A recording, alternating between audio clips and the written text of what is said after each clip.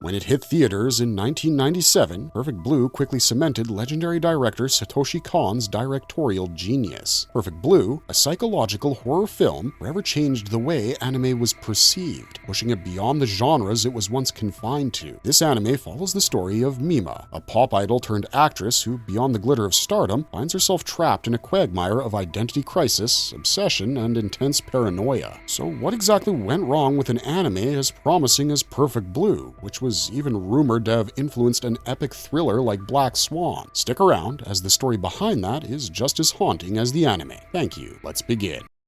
Origins. From novel to anime. Before Perfect Blue made it to the big screen, its story was born in print. Back in 1991, Yoshikazu Takeuchi published the novel Perfect Blue Kanzen Hentai. The subtitle remains somewhat lost in translation, with interpretations ranging from total metamorphosis to total pervert, and ironically both fit the plot. It can be seen as either an ode to Mima Kuroge's transformation from pop idol to actress, or as a pointed accusation toward her stalker, Mimania. The book can be understood as a Japanese take on the classic American slasher film, both in its atmosphere of dread and creeping suspense and in its use of rampant violence throughout. Takeuchi had actually hoped for a live-action adaptation of his story while writing the script, but unfortunately, budget cuts sank those production dreams before they even set sail. Instead, the studio pivoted to animation, handing the reins to a rising 34-year-old artist, Satoshi Kon. When Kon received the script, he wasn't particularly fond of it. However, the studio gave him only 3 non-negotiables.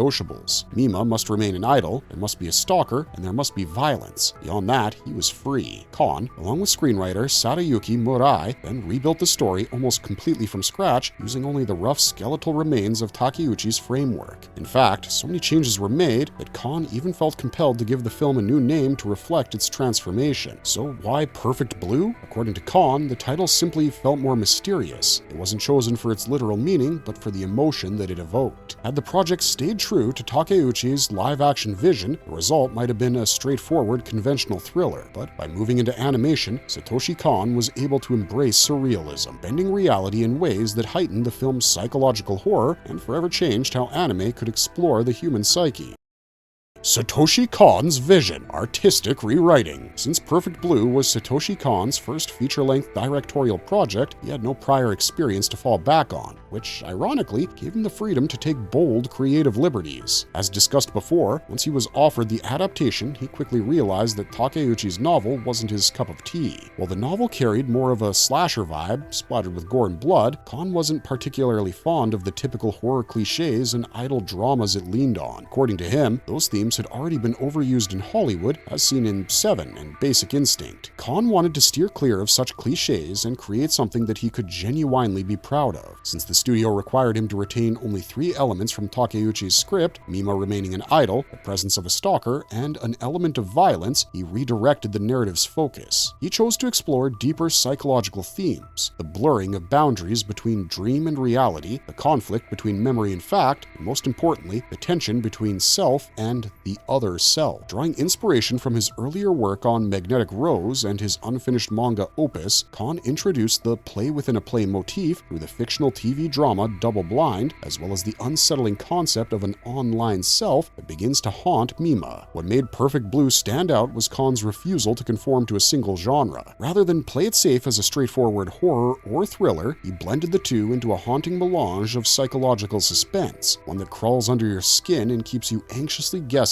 what might come next. Ultimately, Perfect Blue is more than just another psychological horror. It serves as a commentary on celebrity culture, the toll of media exploitation, and the fragile nature of self-identity that threatens to consume those who live under constant scrutiny. The result was unlike anything seen in anime at the time. By rejecting traditional genre conventions, Kon not only redefined expectations but also established a new creative language for psychological storytelling in animation.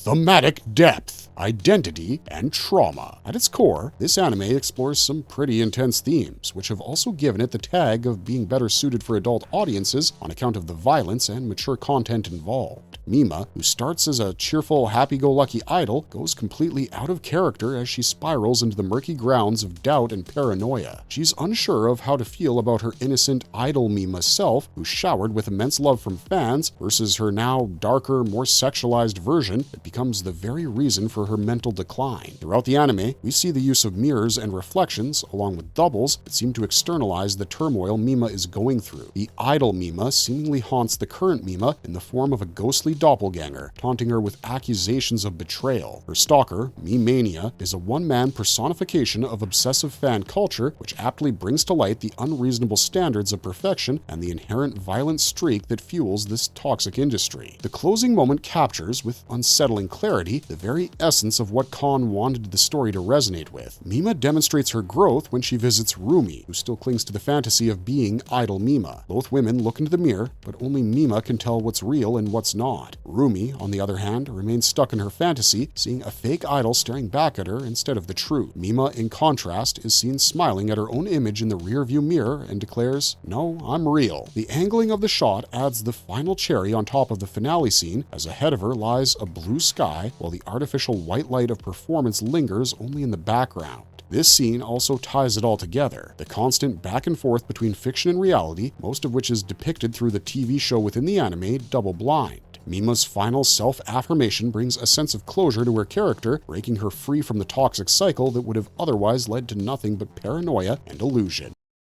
Controversial content, violence, and exploitation. While the film in itself quickly garnered a massive fan base, with the audience loving the storyline of the psychological thriller and Kon's directorial genius, the anime also made headlines due to its graphic and controversial content. Considering Perfect Blue was released in 1997, certain sequences shocked audiences with their unflinching, raw depiction of mature content, especially in an anime, a concept that just seemed unreal at the time. For example, one of the most infamous scenes, the staged rape scene within the anime, seemed to blur the fine line between performance and reality. For the Japanese industry, which was and still is heavily steeped in idol culture, with performers who are marketed as untouchable images of purity, Kon's film made a deliberate attempt to tear down that illusion. The violence wasn't just added to give the anime more shock value, but it was used as a tool to fracture Mima's self-worth and also raise a mirror, quite literally sometimes, the exploitation that's rampant throughout the industry. Mima is introduced as this cute, naive country girl dressed in pastel colors, the archetype of a simple girl dreaming of making it big, a trope not exactly new to Japanese cinema. Viewers are taken on a journey as this innocent, starry-eyed girl is thrust into a world that's not sugarcoating anything for her and just serving it cold.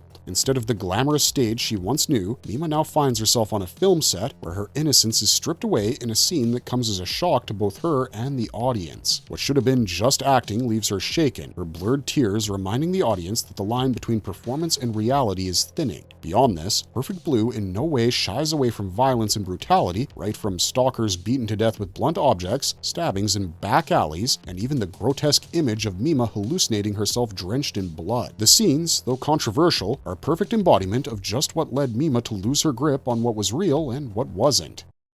Reception and censorship. When Perfect Blue first screened at the Fantasia Film Festival in Montreal on August 5, 1997, audiences didn't know what to expect. Japan's anime industry was thriving, but the entry of Perfect Blue actually helped push it outside its typical oversaturated comfort genres like mechas, fantasy, and all things magical. Perfect Blue, a raw representation of the harsh reality of life amid a heavy dose of violence, psychological thrills, and identity crisis, made it clear that it had a lot to offer. By the time it hit Japanese theaters in February 1998, the film had already earned quite a reputation for itself. The film's controversial content, of course, was a factor to consider for that, but it was also the reason distributors were wary of the anime. Perfect Blue faced censorship hurdles in several markets. Some international home releases stripped away extras, limited language tracks, or were simply shelved altogether. Even the broadcasters approached it cautiously, relegating it mostly to late-night programming. However, this only made the anime a forbidden fruit for cinephiles who went to great lengths to track it down. It won quite a few awards and received positive reviews, with Time magazine even listing it among its top 5 anime films. Apart from some comments that the film is a bit too over-stylized in terms of tension, it's safe to say that the bold subject matter, especially for that time, has earned it long-term respect. The legacy continued to grow, with pirated VHS copies circulating among fans in the late 90s, while later DVD and Blu-ray releases cemented its reputation. Influence and legacy. Perfect Blue left such a huge impact in the psychological horror genre that it became a placeholder for others to follow. One of the most well-documented cases is filmmaker Darren Aronofsky, who purchased the American rights to the anime just to recreate Mima's bathtub scene, which he incorporated in Requiem for a Dream. Then, the striking similarity between Perfect Blue and Black Swan is impossible to miss. Both are centered around a female lead who was once a performer, but the pursuit of perfection became the bane of their identity and very existence. Nina Sayers of Black Swan's dual role as both the White and Black Swan can be seen as the equivalent of Mima's role as Yoko Takakura in Double Blind, the TV show shown within the anime. Both characters are seen slowly losing themselves and their sense of identity as the fine line between fiction in the form of their stage personas and actual reality seems to blur. Key forms of imagery and tools that were used in Perfect Blue to resonate with the theme are also seen in Black Swan in the form of distorted reflections, ghostly glimpses of doubles, and climactic moments of glass shattering. Nina's face-off against her dark persona is also reflective of Nina and Rumi's confrontation, and yes, comparing these two legendary pieces of media isn't exactly fair to either, but it's nearly impossible to ignore the DNA that they share. When it comes to Perfect Blue and the influence that it had, it would be amiss not to mention how Madonna used clips of Perfect Blue in her 2001 tour. Even within anime, Perfect Blue opened doors for fresher, broader perspectives than the run-of-the-mill anime tropes. Today, nearly 25 years later, the film isn't just a cult classic, but a masterclass for others on how to do psychological horror the right way. How ironic. A film that shocked audiences for its over-the-top graphic content is now a huge influence on pop culture and media. WTF questions. Unresolved mysteries. You know an anime is really good when, even years after its release, fans keep wondering just what was real and what wasn't. This is the case for Perfect Blue, whose legacy remains alive through the fans dissecting the anime frame by frame on Reddit and other threads. The film tends to have that effect on the minds of viewers. They're left questioning whether Mima's breakdown was all in her head or whether Rumi really played the role of a puppet master, entangling the threads and pulling Mima until she snapped. One such running theory on the threads is exactly this, wherein some fans feel Rumi wasn't just her stalker, but also someone who manipulated her. A likely interpretation of this theory also suggests that the Mima's Room fan page was also created by Rumi to incite the stalker Mimania to lash out against those who tried to tarnish her image. One running theory also goes like this. Rumi was drugging Mima in small amounts, which logically would provide an explanation for why Mima used to have these blackouts all of a sudden, along with lapses in her memory. The bloody clothes that Mima discovered in her house also might have been planted by Rumi to push her towards being paranoid and overtly anxious about everything she knew and believed. Rumi's apartment, with Mima, the dead fish tank and all, is another one of those things that might suggest whatever was happening to Mima was deliberate and carefully orchestrated by Rumi. Then comes the concluding line that Mima delivers, wherein she says she's real, and although it's powerful and empowering, it doesn't really help clear things up whatsoever. Perhaps that's just the way Kon intended that scene to be received, with it being left up to the audience's speculation. For some, it might simply be that Mima is finally accepting her identity and claiming her power back, but some also feel it points to a possible sinister twist, suggesting Mima has inherited Rumi's obsession and now believes she can only become real when she becomes the idol self Rumi wished to become. Now, whether it's seen as a multiple personality disorder or a genuine ode to the toxic, obsessive side of the idol industry is something that's kept deliberately ambiguous.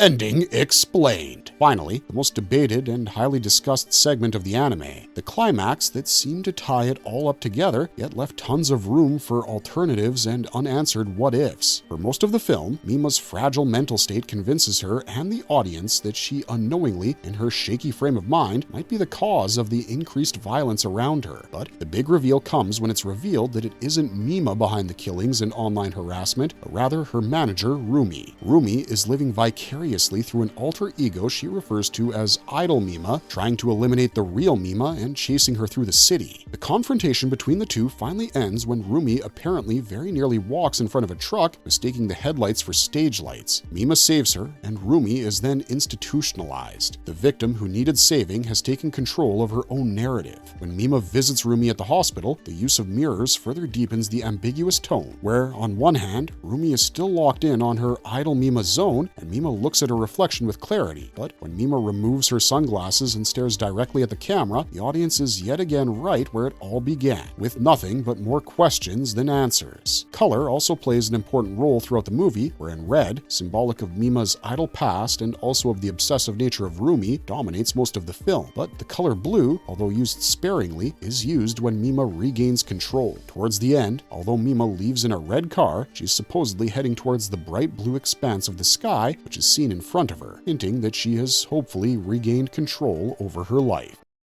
Marvelous verdict! Long before psychological horror was the trend, it was Perfect Blue that set the stage and became an idol for the others in the genre to follow. From its layered symbolism to the eerie way it still relates to modern celebrity culture, this is a film that's still talked about even decades later. But what are your thoughts? Did Mima truly find peace in her reflection, or was it Rumi's reflection we were left with? Let us know your interpretation in the comments section down below, and while you're down there, don't forget to leave a like and subscribe to us if you enjoyed this video. Don't miss our other videos where we revisit more hidden classics and forgotten gems that deserve some spotlight. Unfortunately, that's all we got for you this time, but we'll see you soon in the next, so thanks for watching, stay safe out there, and have a marvelous day.